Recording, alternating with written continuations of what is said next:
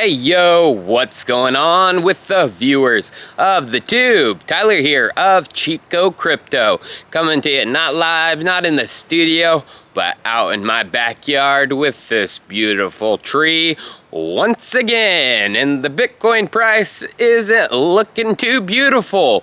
We are going down, down, down. So what's up with the price? Well, yesterday we got to nearly 43,000. It was looking bullish, but as of today, a dump. We're just below 40K right now, so that's a 6.2% fall in just 24 hours. So what happened? What's the reason? Well, I mean, in the regular stonk financial world, things aren't looking good. The Dow is down pretty significantly.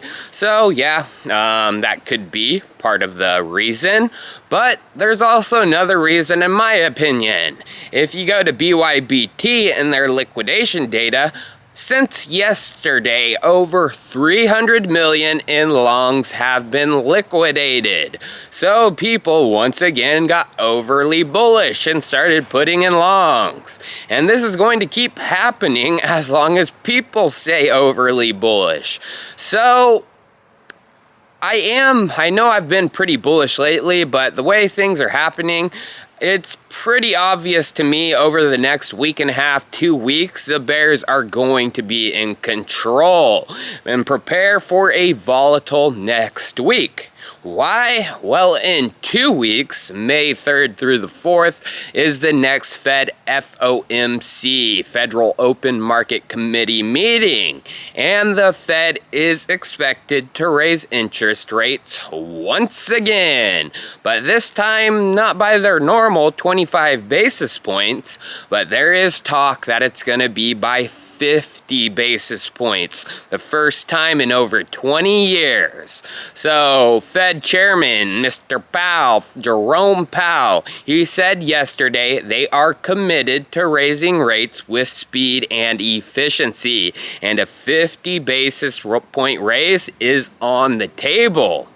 So last time they raised by 50 basis points was actually all the way back in 2000 under Alan Greenspan.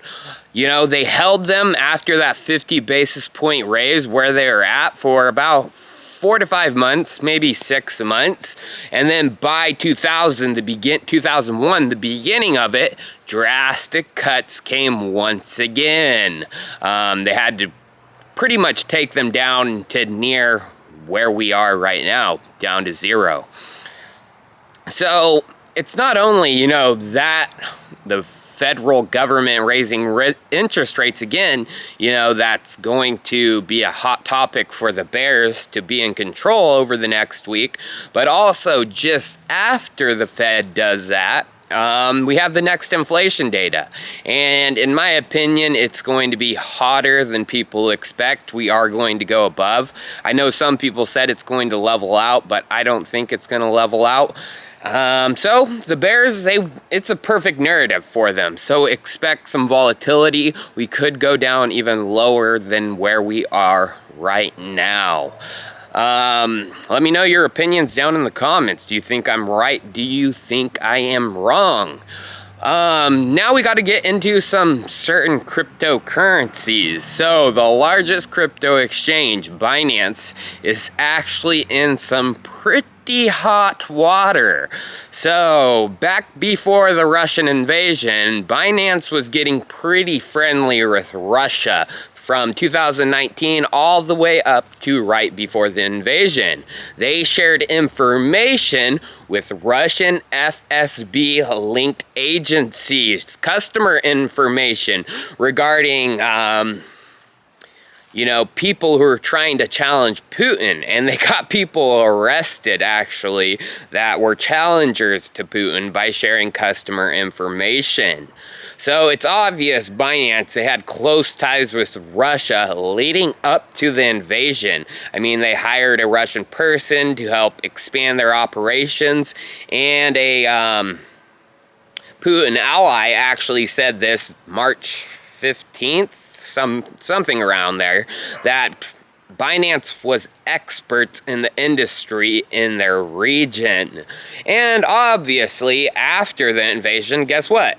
Trading volume from rubles, Russian currency, exploded after. So what do you think happened today or yesterday after this news? Russia was helping Russian FSB agencies. Binance is now limiting Russian accounts. 10,000 rubles or over, you are limited. Binance is covering their tracks, obviously. If you guys have watched my channel for any amount of time, I think Binance is one of the shadiest exchanges in the industry. They've done some shady things since their beginning. I have multiple videos going through it. So it's obvious why, CZ and Binance, after the invasion, they're like, we're not going to limit Russian accounts. No, we're all for financial freedom. No, it's because they're making buku bucks and they have ties to them. So it's not only that, that's pretty bad for Binance. Binance just a couple days ago, they released an emoji on Twitter, and it was basically a swastika.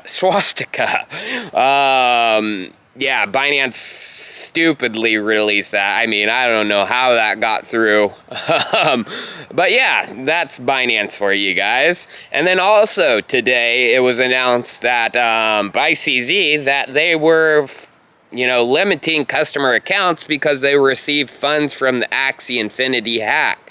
And they said 86 accounts they were limiting because it was tied to North Korean hackers. Well, this just goes to show you Binance is either allowing North Korean people on their exchanges, hackers, or they have terrible KYC. Either or, it's bad. So yeah, Binance is in total hot water right now, and I only think that water is going to get hotter as time goes on, especially as the Russia stuff is leaked. America probably will be going after Binance. But in other news, other cryptocurrency news, Infura, Ethereum's main, RPC provider for dApps and protocols within Ethereum, went down again today. So who do you think is a good buy when that happens?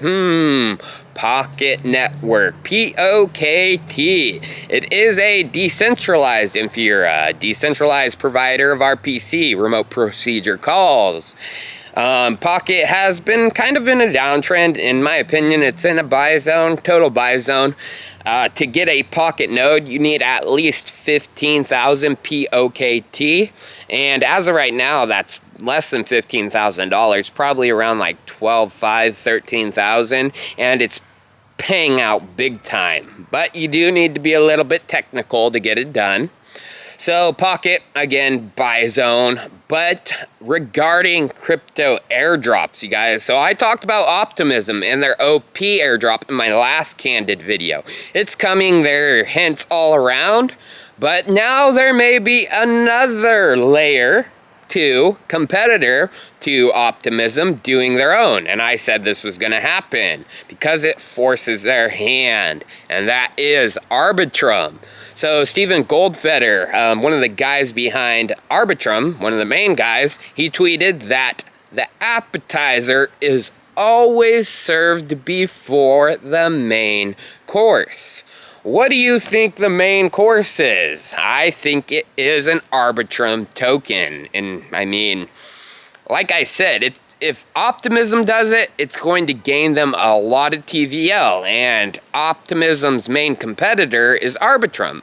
Arbitrum hasn't needed a token, but as they see TVL go from Arbitrum to Optimism, it's going to force their hand. So I do believe Arbitrum is also going to do one, and that hint from Steven is pretty much proof. So you guys, 2 weeks. Like I say, expect the unexpected. I have a feeling something's coming. The bears are going to be in control, and Bitcoin may be on its way down. Well, you guys, thanks for tuning in. I may be doing another public video this weekend. I'm not sure. I haven't had any ideas. If you guys got any ideas for out in public videos, let me know down in the comments. That would be more than excellent. And I got another video coming today, actually, a 2-for-1. So I will see you guys then. Cheers.